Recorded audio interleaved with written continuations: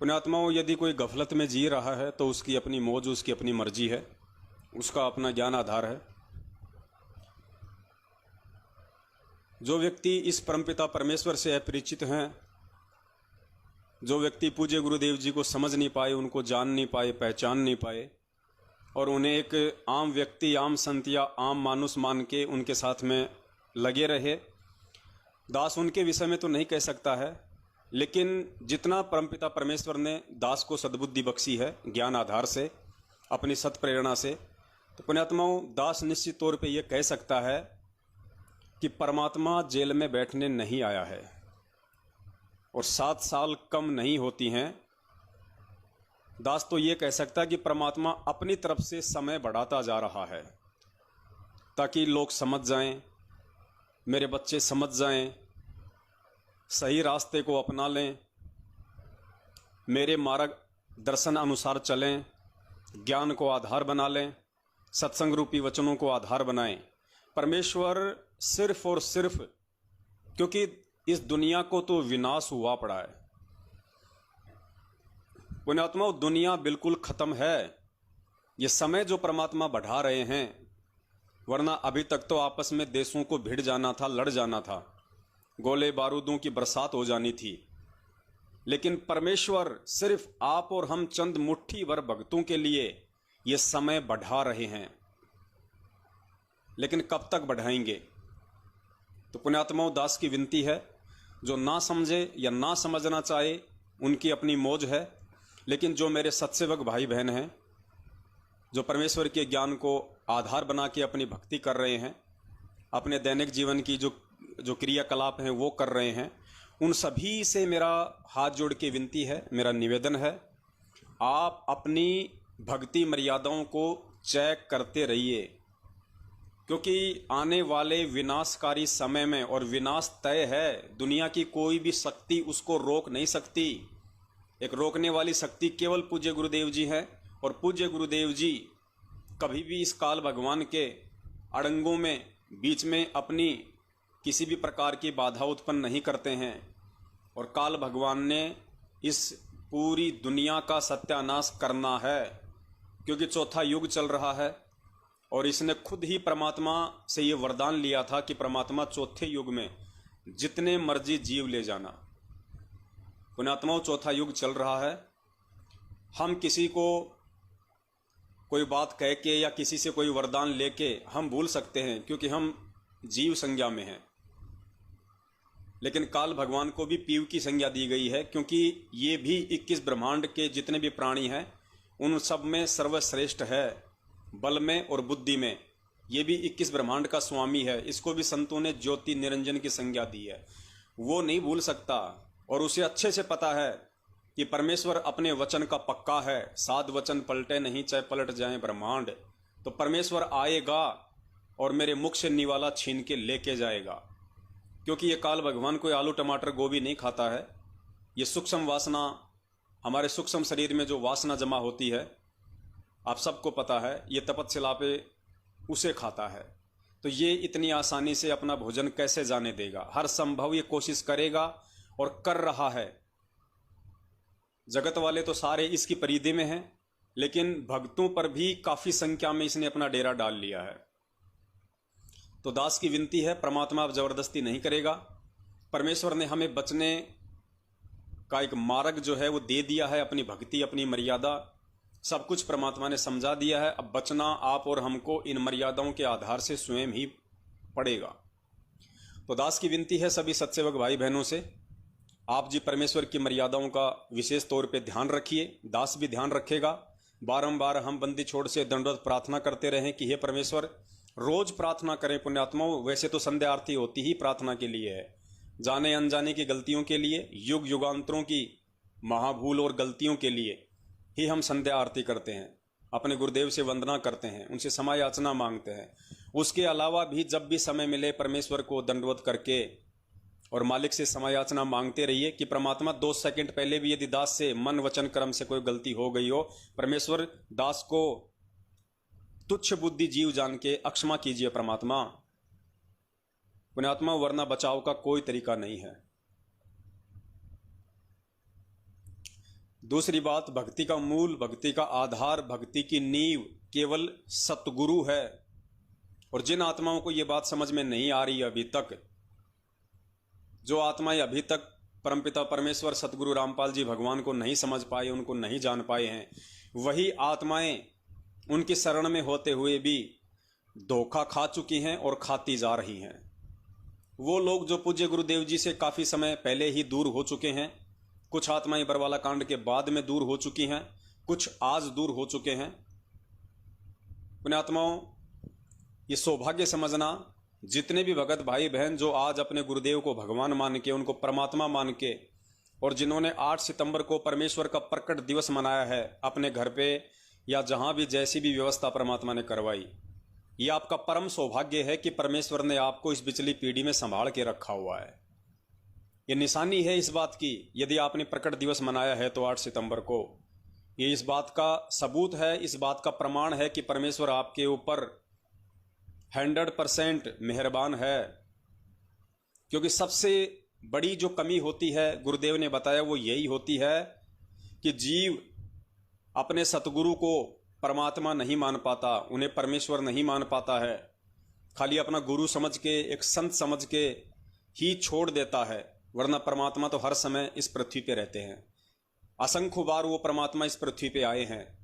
चारों युगों में 4 बार आने का जो विवरण है, एक कमल के विकसित फूल पे शिशु रूप में, पुण्यात्मा वो तो मात्र चारों युगों में एक बार परमेश्वर को लीला करनी पड़ती है, सिर्फ ये दिखाने के लिए और वेदों में लिखी हुई परमात्मा की उस महिमा को सत्य साबित करने के लिए।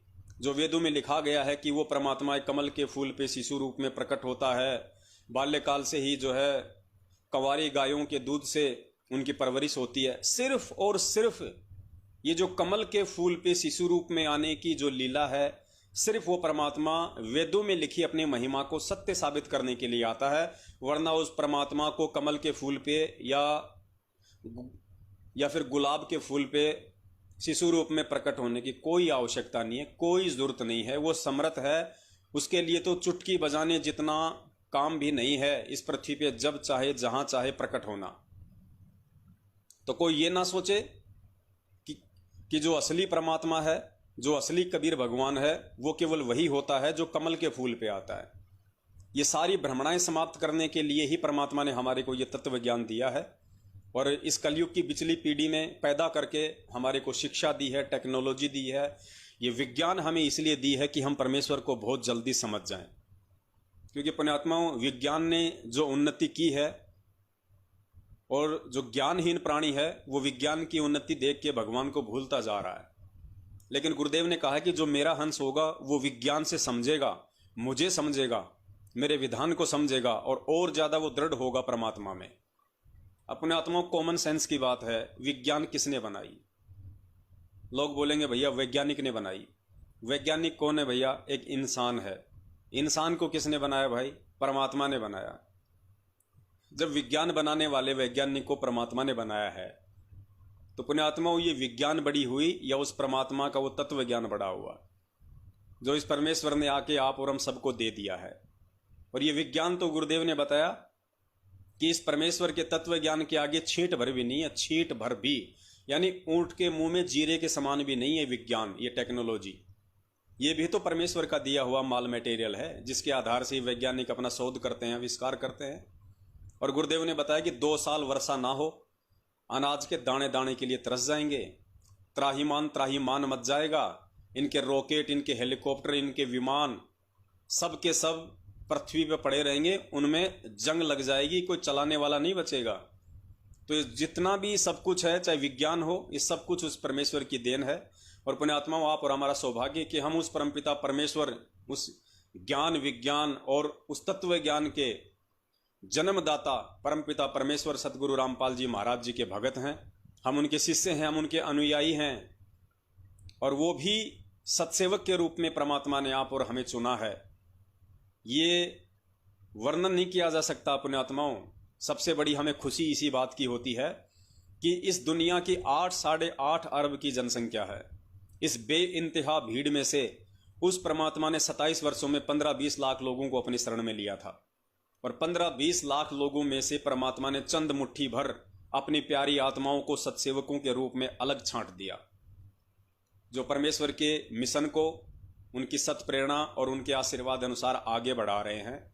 एक छोटा सा सहयोग अपने परमपिता परमेश्वर के ज्ञान आधार से उनके पद चिन्हों पर चलते हुए वो प्रयास कर रहे हैं इसको आगे बढ़ाने का। क्योंकि कोई भी बाप है, बाप चाहे वो किसानी का काम करो या बाप चाहे किसी प्रकार का कोई व्यापार करो, कोई बिजनेस करो, हर पिता चाहता है कि मेरा बच्चा समझदार होके पढ़ लिख के मेरे काम धंधे में मेरा हाथ बटाए। तो हमारे पूज्य गुरुदेव जी का सबसे बड़ा काम यहाँ पे भक्ति रूपी खेती करना है, भक्ति की बाड़ी लगाना है। पुण्यात्माओं, जब परमेश्वर ने हमें 3, 4, 5 वर्षों में इतना ज्ञान देके अपना सत्संग रूपी दूध पिला पिला के तैयार कर दिया, युवा कर दिया, तो आज आप और हमारी क्या जिम्मेदारी बनती है? हमारी जिम्मेदारी बनती है कि हम उस परमपिता परमेश्वर के सत मिशन में सहयोग करें। और सत मिशन में सहयोग पुण्यात्माओं वही आत्माएं कर सकती हैं जो आत्मा सबसे पहले अपने गुरुदेव को समझ जाएंगी या अपने परमात्मा को पहचान जाएंगी। क्योंकि इस भगवान को पहचानना ही सबसे बड़ी टेढ़ी खीर है। आज जितने भी लोग जो गुरुदेव से दूर हो चुके हैं, कई वर्षों तक उनकी संगति में रहे, वो कहते हैं हमें सतनाम तक प्राप्त हो चुका था, सारनाम तक प्राप्त हो चुका था, उसके बाद भी वो आत्माएं आज पूज्य गुरुदेव जी के जेल जाने के बाद उनकी भक्ति में या पूज्य गुरुदेव जी में मनमुखी और अपनी ज्ञानहीनता के चलते दोष निकालकर आज उनसे कोसों दूर हो चुके हैं। या तो अपनी परंपरागत भक्ति साधनाओं में लग चुके हैं, या दूसरे काल भगवान के संतों के पीछे जा चुके हैं, या खुद ही वो गुरु बनने की अपनी प्लानिंग में लगे हुए हैं। ये दुर्भाग्य है उन आत्माओं का। अंत में अगर उनका थोड़ा बहुत कोई भक्ति अंश शेष है, तो पुण्यात्माओं उनको अंत में रो पीट के और धोबी वाली कुत्ते की अपनी हालत बना के अंत में उनको इसी परमात्मा की शरण में वापस आना पड़ेगा। क्योंकि आने वाले समय में जो तांडव मचेगा, जो विनाश इस पृथ्वी पे होगा, हम उसकी कल्पना भी नहीं कर सकते। पुण्यात्माओं 8 अरब की जनसंख्या में भक्ति नहीं हो सकती। परमात्मा समर्थ है, हर भाषा का ज्ञाता है, हर भाषा का जानकार है। वो परमात्मा चाइनीज में सत्संग नहीं करेगा, वो परमात्मा ऑस्ट्रेलियन भाषा में सत्संग नहीं करेगा, वो परमात्मा अफ्रीकन भाषा में सत्संग नहीं करेगा। क्यों नहीं करेगा? उसके लिए परमात्मा ने हमें टेक्नोलॉजी दे दी है। और यदि ऐसा कभी कोई समय आया तो परमेश्वर की अपनी मौज है। यदि उनको अंग्रेजी में सत्संग करने की आवश्यकता पड़ी तो परमात्मा अंग्रेजी में भी सत्संग करेगा। परमेश्वर को यदि नाइजीरिया की भाषा में सत्संग करने की आवश्यकता पड़ी तो परमेश्वर नाइजीरियन लैंग्वेज में भी सत्संग करेगा। क्योंकि ये परमात्मा है धरती पे, जो जीव जंतुओं से लेके पशु पक्षी सबकी भाषा जानता है। उनके मन में उठने वाले विचारों से वो परमात्मा परिचित है। वो समर्थ धनी आज हमारे सतगुरुदेव जी के रूप में धरती पे प्रकट है। तो पुण्यात्माओं, वो भयंकर तांडव मचने वाला है जिसकी हम कल्पना भी नहीं कर सकते हैं। जिस प्रकार आसमान से ओले गिरते हैं, 5 सेकंड पहले किसी को नहीं पता होता कि ओले गिरने वाले हैं। आंधी का पहले पता लग जाता है, बारिश का पता लग जाता है। लेकिन पुण्यात्माओं, जैसे भूकंप अचानक आता है, ओले अचानक से गिरते हैं, इनका मालूम भी नहीं पड़ता है और फटाफट ये जितना नुकसान होता है उतना नुकसान करके निकल जाते हैं। ऐसा ही इस पृथ्वी पे जो कुकर्म, जो पापकर्म, जो व्यभिचार जो बढ़ चुका है, पुण्यात्माओं उन्हीं मनुष्यों के कर्म आधार से अब उनको वो यातनाएं भोगनी पड़ेंगी। और 8 अरब की जनसंख्या में भक्ति नहीं हो सकती। आपको अच्छे से पता है 27 साल कम नहीं होती दुनिया को संदेशा देने के लिए कि भैया भगवान धरती पे प्रकट है, आ जाओ, शरण में आ जाओ। लेकिन कितने लोग आए? जितने आए उनका सौभाग्य। और दुनिया वालों की हम क्या कल्पना करें कि वो पूज्य गुरुदेव जी के ज्ञान को समझेंगे, स्वीकार करेंगे, जब खुद पूज्य गुरुदेव जी के ही 70% भगत उन्हें परमात्मा नहीं मानते, उनके ज्ञान को आधार बना के नहीं चलते। पुण्यात्माओं, यदि परमात्मा ने इस घोर कलयुग में यदि सतयुग लेके आना है, अच्छा माहौल उन्होंने पैदा करना है अपने बच्चों के लिए, भक्ति के लिए। क्योंकि आप देख रहे हो, जो भगत पूर्णतया परमात्मा की मर्यादाओं में चल रहा होगा, पूर्णतया जिसको कह सकते हैं कि ये एक सच्चा भगत है, पुण्यात्माओं उस भगत का आज वर्तमान परिदृश्य में जीना मुश्किल है यहाँ पे, उसका जीना मुश्किल है, क्योंकि ये 21 ब्रह्मांड, ये काल का लोक है, और 21 ब्रह्मांड में झूठ, छल, कपट, चोरी, जारी सारे कुक्रम हैं।